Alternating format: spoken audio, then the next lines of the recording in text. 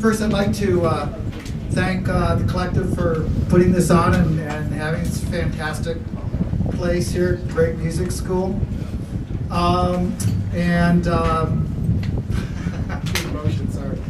Anyways, we'd like to open up for a little Q&A with Mr. Wylde.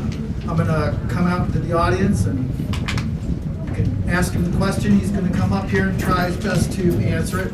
Just no math questions. Yeah, I mean, you can ask how many times me and Ozzy enjoyed our prostate exams before the tour and all that stuff.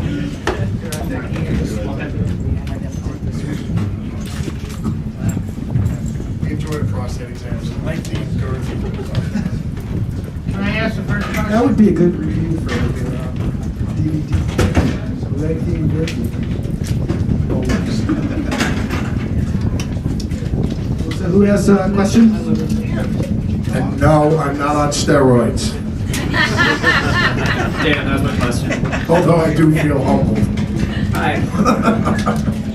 I was wondering, how do you decide what songs usually go on a live album, as opposed to I know exactly. I mean, put it this way. I mean, obviously, now we have like 9 albums and stuff like that. It's just the problem putting a set list together aren't as bad as the Rolling Stones. Obviously, we're not, we don't have 6,522 hits to choose from. But I mean, with this one, obviously, there's some like Spoken Wheel and stuff like that from the first album. We actually had a set list for 15 years now. But I mean, but other ones, the whole thing how this came about. Eagle had asked us, they were like, Zakk, do you want to do another live DVD or whatever? And, we had done the Booze Bruise Broken Bone thing with the Detroit chapter, and then the Doom Trooping over the, the European invasion.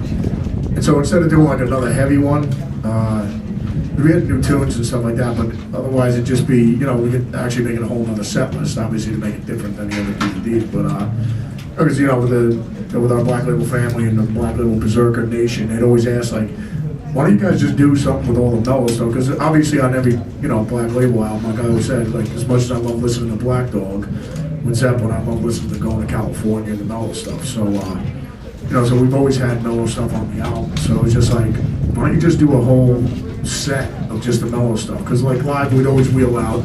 Who's been drinking over here? It's great. It's great. It's like I'm the only. I just noticed this all because I haven't had a drink in about 3.5 years. So the whole thing is I can always notice all my wasted friends around me now. But more so than before. But You got it. Let's clap for him. Come on, you got it. interrogation light. I mean. But the whole thing is how we came up with this. That's how this Unblackened thing came about. So instead of like live, we would usually wheel the piano out and do dime song, and then maybe like Spoken Wheel or something like that. But so we just figured I'd just do a whole show of songs that actually never see the light of day, because after we recorded them, normal Black Label shows is we put the mellow stuff in there, but the rest of it is just it's All right, you know what? Let's pause a second while they take the fucking song This is great. Because everybody's more comical. It's a waiting to see if it's going to fall on you or not. See what happens at a Black Label PTA meeting. This is Take the fucking thing down and move aside. You're trying to be serious, and I'm just waiting for it to fall on you. Black Label wedding planners. There you go. Trust me, we'll fucking ruin your wedding. Guaranteed. Hey! Anybody else? Question? Epic. Alright, sorry. There you go, Sorry. Any other questions? Wait, here's another question. Zakk, honestly, when are you going to retire from music?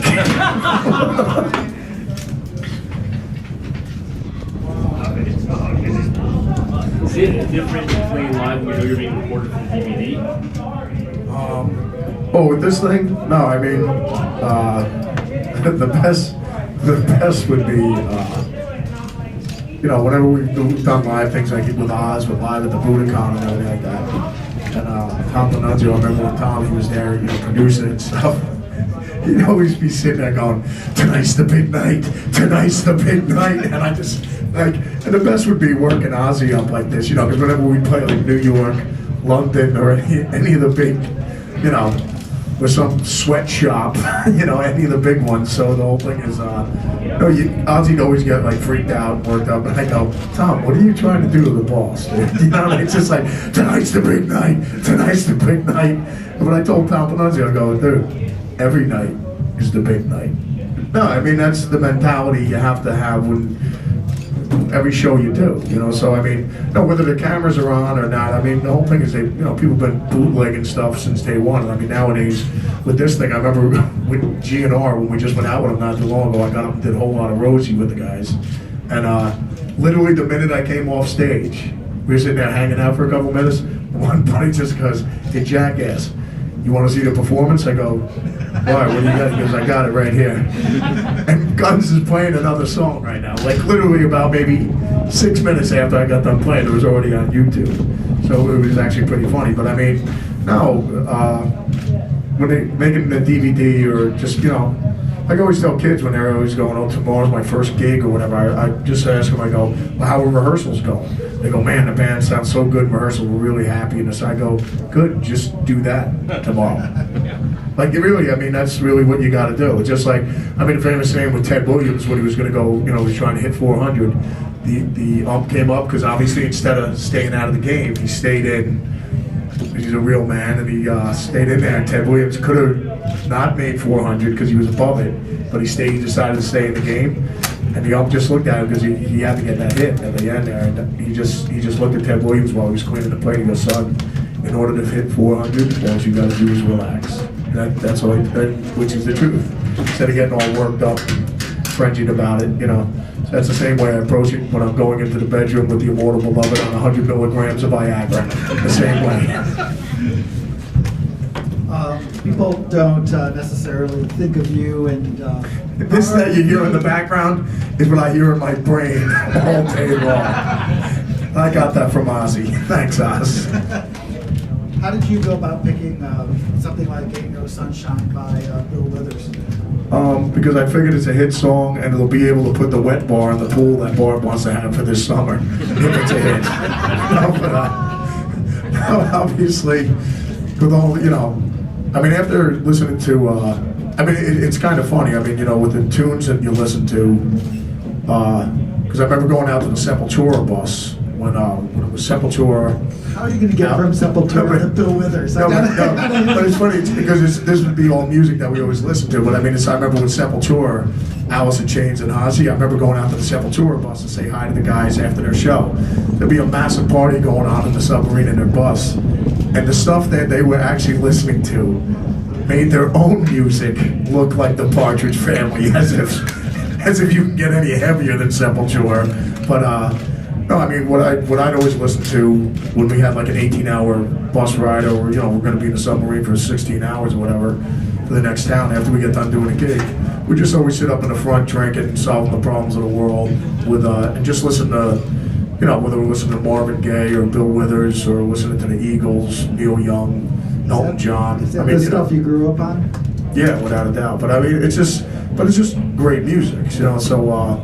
But the Bill Withers thing, you know, we'd always listen, you know, just listen to. So when we were going to do it for the show, for the Unblackened thing, that was in there, and also the Leon Russell song. I actually heard that first when I heard Ray Charles do it. So, but you know, it's just music that we always listen to. You know, it's just timeless music. You know, I never really thought much about that, but you do have, like, when you're doing the piano thing, like Ray Charles inflection, you got some stuff from Brother Rick. No, well, obviously, I always say it's a trickle-down effect because it's obviously either me trying to nick Greg Allman, but, you know, and then Greg got it from Ray, and then Ray, you know. So as you can see down the trickle-down effect, I'm the weakest link of the whole batch, but I mean, so, but anyways, that's where it all comes from. Anybody else? Oh, good God. Legend in his own right. Please make it stop. Also flag, which is one. You played Unblackened sitting down. Does that change the way you approach the guitar and the solos? And you No, it's Do you play better sitting down? no, it's kind of, no. I'm just trying to think. There's a million ways I can answer this one. But no, Father Nick. It's just no, the solos. I don't know. It's just no, with the Unblackened thing, we just try to keep it as pretty much as close to the records or whatever that we could do. But no, electric or acoustic. Obviously, if you do some acoustic things, obviously because you don't have sustain and whatever that you have on an electric guitar, you obviously approach it different. But I mean, most of this thing we were playing electric guitar the whole time. So Yeah, I was sort of curious that this quote unquote unplugged record, like your first song is louder than anything in an REM set. exactly. But that's why it's Unblackened. It's not unplugged. You know. This is just awesome, man. There's shit going on in the background. I wouldn't want it any fucking other way. First of all, did you ever see the documentary about Bill Withers, Still Bill? What's that, brother? The documentary on Bill Withers is amazing. You should see it. It's called Still I Bill. haven't seen it yet. No. But you're on tour with Gigantor. Yes. It's a two-part question. One, a lot of your brothers on that band, on that bill right now, good lineup. How has that been going?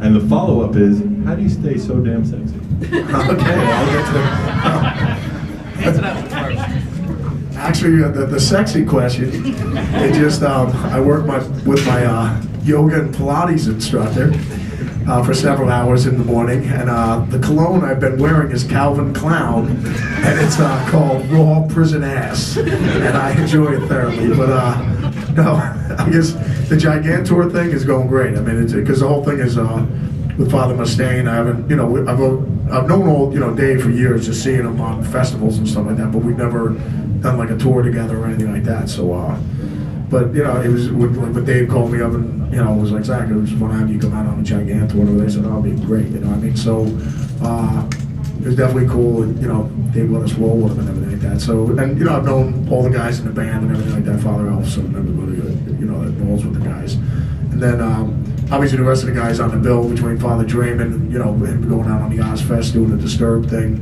and Father Newstead he actually played with me in Ozzy. So I mean that was always a good time. Then you got Vincenzo with the Hell Yeah Boys. So I mean there's comedy floating around all over there. So it's been nothing but an awesome time. One of your CDs, on the CD, you actually are performing at a prison. Oh, over at the Hammerstein Ballroom or at the Guitar World offices? Is it at the Guitar World offices? So, I mean, do you have is there any conflict there about performing for guys and people in jail, or do you, I mean, like these could be like bad dudes? Oh, what? Or is it just that you just like a captive audience? Oh, no, exactly. The captive audience is always going to force you to have to listen to our suckage.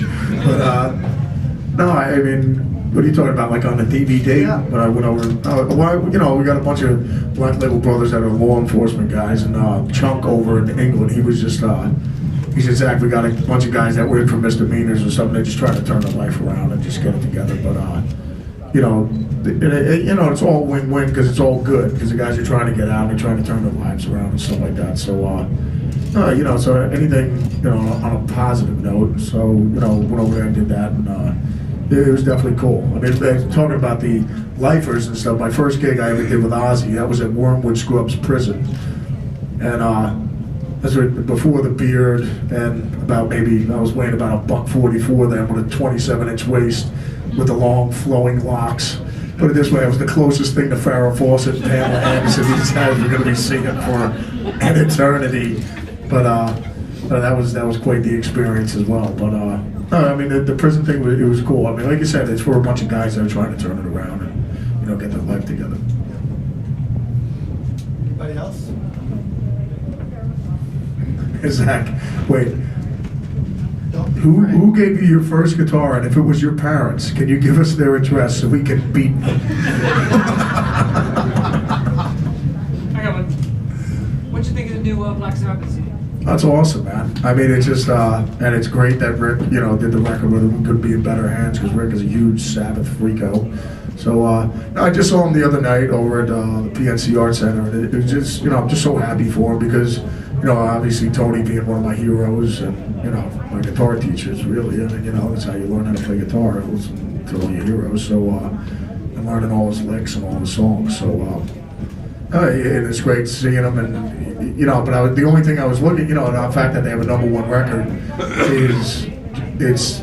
They deserve it. They them, Zeppelin, and they've created the whole genre of music that we love. So the whole thing is, for them to have a #1 record in like 50 countries and various planets is awesome. And it's also great for the whole hard rock community in general, so it just always opens up more doors for everybody. But so it's win-win all around. But the fact that it was all packed and everything, I was just like, they could look out there and go after, what we created since 1969 to now, like, this is what we created. It's awesome. I'm just really happy for it. What's next? What's next? I guess, let me see. Hopefully they'll open up a Starbucks near our house. California. So that'd be very convenient. But no, I guess the next thing right now, after we get done with Gigantor, we get back in the middle of September.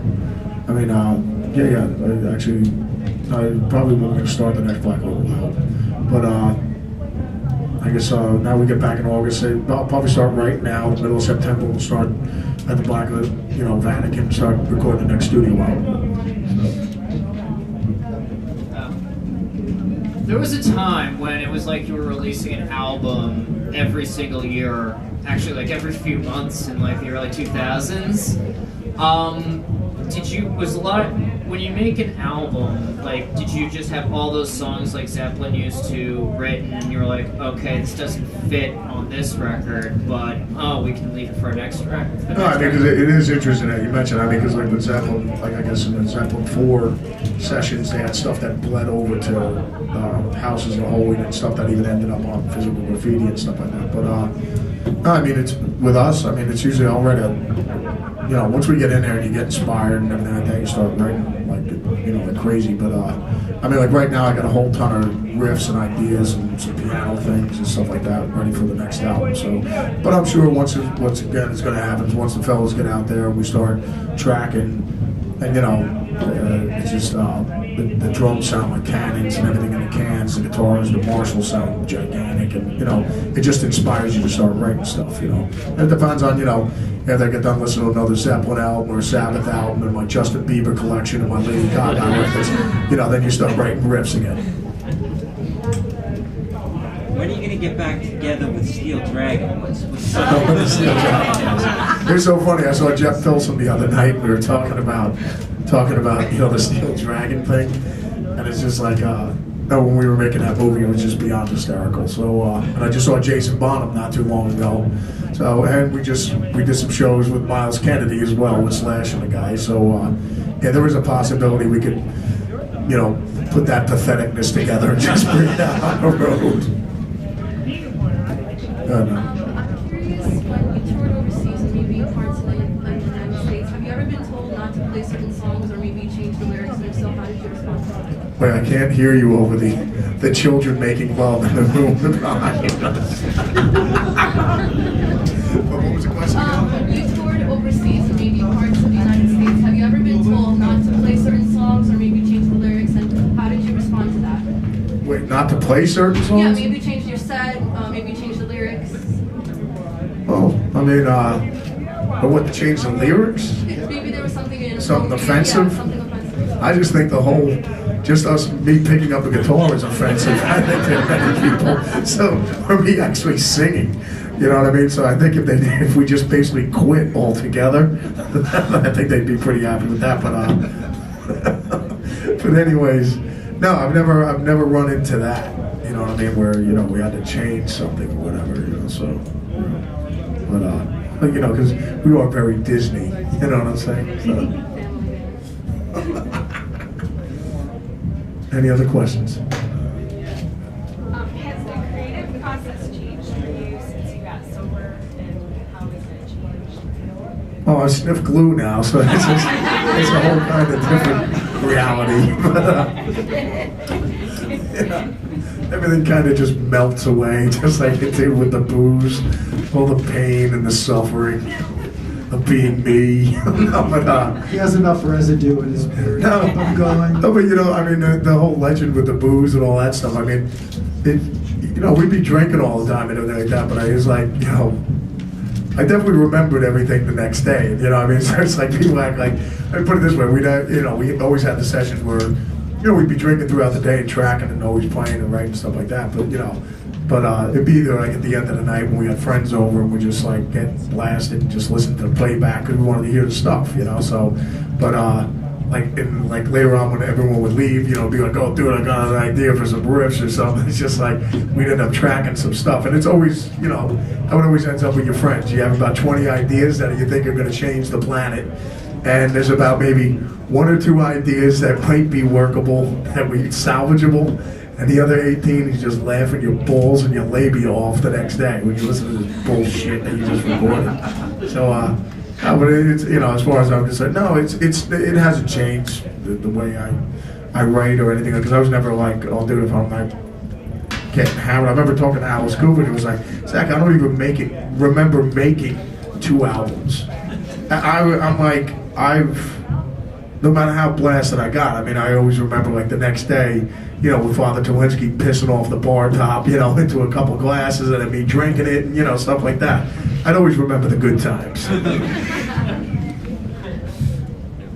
Yeah, well. Your press release points out that you wrote No More Tears, and that was all your writing. In your head, is the Ozzy version or the version you released under Black Label Society the definitive version of that song? No, well, I mean, the definitive one is the one that we wrote with Ozzy, with Mike Inez, John Sinclair, Randy, and myself, and Oz. That's the definitive version, you know. So, no, but I mean, Mike started off with that bass line, down. John started coming in with the keys, and I came in with the slide thing, and the rest is history. And then Oz, we did that, you know, the vocal riff type thing, you know what I mean? So like Oz sang the melody, then I came in with that riff, and then the song just happened. I mean, it was just like, just came out of a jam, that song. So, you know, and the middle bit, I remember writing the middle bit on the piano at A&M, because we got up to that middle bit, and then I just wrote the piano bit like the next day in the studio, going, this would be pretty cool if we stuck this in there.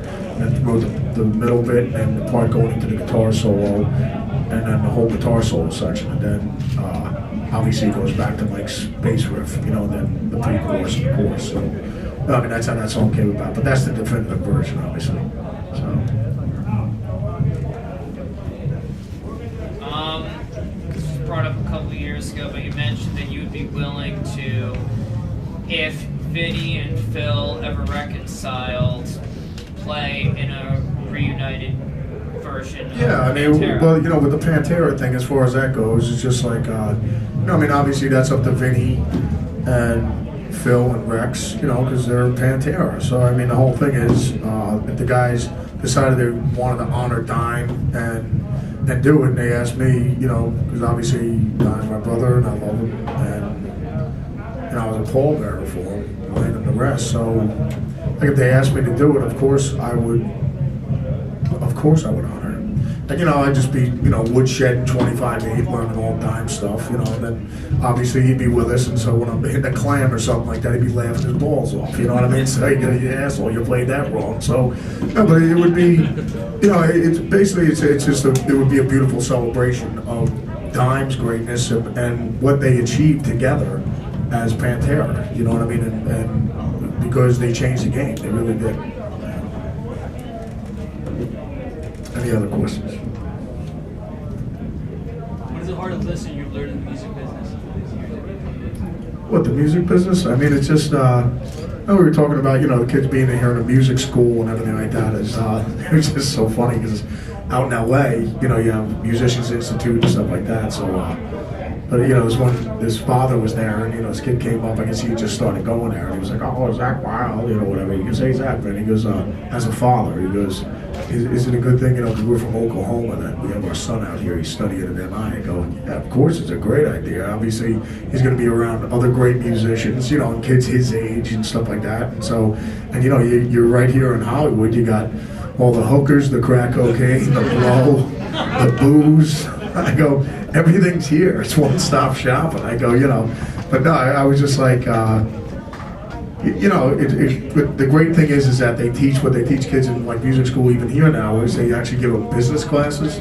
I mean, which is really, when I really look back on it when I first started, before I got the gig with Ozzy, being 19, I had no idea how the music business works or how, obviously you practice all day and you're playing, but like, that's one smidgen of the whole big picture, you know what I mean? How you want to help your band become successful, and because I always tell kids, I go, the business side of it, I go, obviously you want to play music the rest of your life, you want to play guitar all day long, I go, but the whole thing is if the times when you're not playing guitar, you could just invest it in the rest of your band. So if you owned a bar, all day long it would be about that bar and how we can make it successful, and then when that one's successful, then we'll start another bar in another town, you know what I mean? So it's just same principle if you had a hot dog stand or anything like that. We started with a burger stand and now we're as big as McDonald's.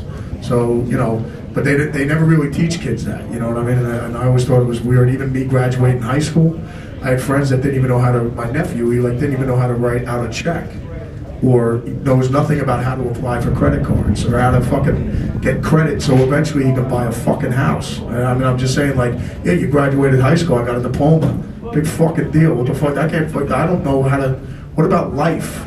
I don't know anything about fucking, I have no life skills. I mean, really, at the end of the day, if you really want to break it down, if you know how to read, write, add, and subtract, you fucking pretty much know what you're going to need to know if you find out what you need, what you love. You know what I mean? So it's just like, but I mean, if you want to be a chemical engineer, then you have to take other things to learn to be, trigonometry and all this other stuff to learn how to do it. But, I mean, like Kurt Cobain, he did, if he's not going to be trying to play jazz and trying to be Alan Holdsworth, he doesn't have to need to learn how to play fucking scales, or Al Di Meola, you know what I mean? If he doesn't want to go there, I mean, you show Kurt some bar chords and how to fucking, and Kurt will do the rest. He can sing his ass off and write great songs. So, it depends on what you want to do, but, but the fact that they show these kids like music business type classes, because you hear about it all the time. I mean, the Harris stories, I mean, Ozzy was like, we had no idea what publishing was. We had no idea that on the rider, that when we're getting all the booze we want and all the weed and all the blow and the hookers and everything, we didn't realize we're paying for that. Ozzy was like, we thought the promoter just really liked us. He was a real big Sabbath fan, so, I mean, it really is kind of funny, I mean, but, because it even goes back to Ray Charles, when he had the guy give him singles, like the promoter, he had $100 to play the show, like somebody, once he got like $1 bill, and he said it was a $100 bill, and they're all going, hey, Ray, that's a $1 bill you got in your fucking hand, dude. And he goes, all right, so fuck you motherfuckers. He goes, from that point on, you'll pay me in singles. If it's 500 singles you gotta give me, it's 500 singles. That's why I know I'm getting 500. So, it's always a big scam, and it always is what it is, and it always will be. But, but at least some of these kids have, like, a minuscule knowledge going into it, you know what I mean? Because it's not this all day long, which is what you want it to be, but it's not. You gotta stick porn in there, and you gotta stick some other things in there for the rest of the day to entertain yourself. Okay, we're gonna take one more question. Funniest Ozzy story. What's that? A funny Ozzy story? Yeah. Oh no, there's a trillion of them, man. But we were just talking about it because I had dinner with the boss last night, and Mom, and we had, our kids out, and Ozzy's the godson of our oldest boy, just young Michael. So we're all sitting there hanging out. But I remember Oz, one day we're just sitting around, he goes, yeah, Zakk, yes, I don't fucking drink anymore. I don't do fucking drugs anymore. It's fucking boring. And he goes, I don't even drink coffee anymore. I don't drink tea. I don't even smoke. I never thought I'd stop that. Yeah.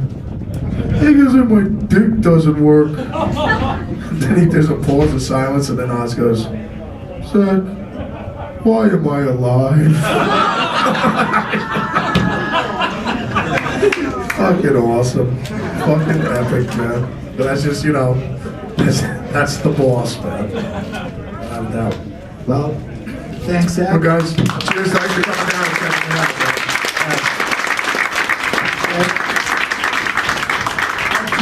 Thank Anthony and Tony from the collective for putting this shindig on, and this man right here. Thank you, Father Bradley. Yep. All right, guys. Cheers. Thanks, Zach. Thanks for coming down, guys.